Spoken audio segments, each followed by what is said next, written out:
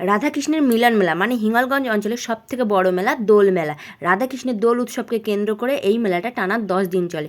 তো চলো তোমাদেরকে পুরো মেলাটা একটু দেখাই ঘুরিয়ে। তো এই যে এইখানটায় রাধাকৃষ্ণকে দোল দেওয়া হয়, আর এইটা হলো রাধাকৃষ্ণের দোল মন্দির।